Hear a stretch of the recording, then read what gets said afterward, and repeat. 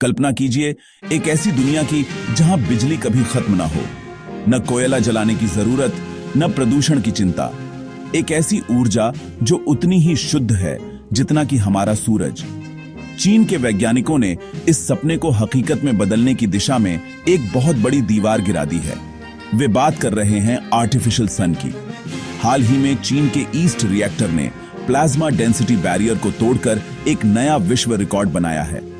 आज के वीडियो में हम जानेंगे कि यह प्लाज्मा डेंसिटी क्या है, चीन ने ऐसा क्या किया जो अमेरिका और यूरोप नहीं कर पाए, और क्या वाकई भविष्य में बिजली बिल्कुल मुफ्त होने वाली है।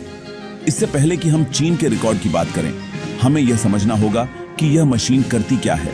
हमारा असली सूरज न्यूक्लियर फ्यूजन पर चलता है। यहां हाइड्रोजन के छोटे परमाणु अत्यधिक गर्मी और दबाव में आपस में जुद्धाकर हीलियम बनाते हैं और भारी मात्रा में ऊर्जा छोड़ते हैं। धरती पर इसे करना नर्क की आग को काबू करने जैसा है। इसके लिए हमें चाहिए अत्यधिक तापमान 15 करोड़ डिग्री सेल्सियस, असली सूरज से 10 गुना ज्यादा। प्लाज्मा एक ऐसी अवस्था जहां गैस के परमाणु टूटकर इलेक्ट्रॉन्स और आयंस बन जाते हैं।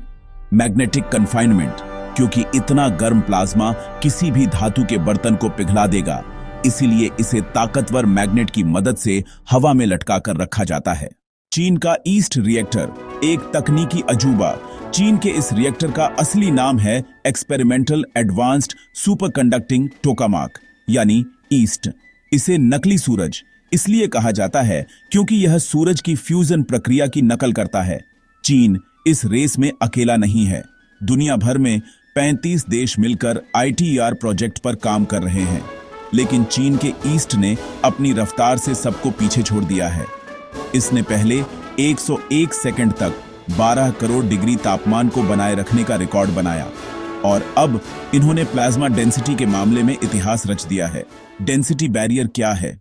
अब आते हैं सबसे तकनीकी लेकिन सबसे जरूरी हिस्से पर। फ्यूजन को टिकाऊ बनाने के लिए प्लाज्मा का डेंस होना बहुत जरूरी है। जितने ज्यादा पार्टिकल्स पास होंगे उतना ज्यादा फ्यूजन होगा। लेकिन एक समस्या थी, ग्रीनवाल्ड लिमिट। यह एक ऐसी वैज्ञानिक सीमा है जहां अगर आप प्लाज्मा का घनत्व बढ़ाते हैं तो प्लाज्मा अनस्टेबल हो जाता है और बिखर जाता है। जैसे ही डेंसिटी बढ़ती है, रिएक्टर के अंदर मैग्नेटिक फील्ड कंट्रोल खोने लगती है।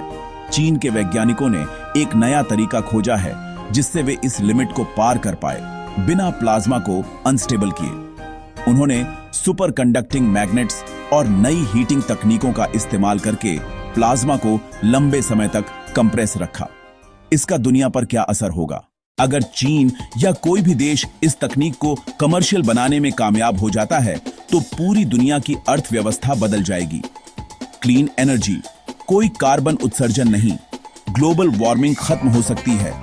कचरा नहीं, परमाणु विखंडन यानी फिशन की तरह इसमें हजारों सालों तक रहने वाला रेडियोधर्मी कचरा नहीं निकलता।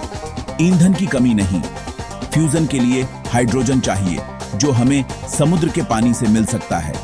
चीन का लक्ष्य 2035 तक एक प्रोटोटाइप रिएक्टर बनाना और 2050 तक पूरी तरह से फ्यूजन पावर ग्रिड तैयार करना है।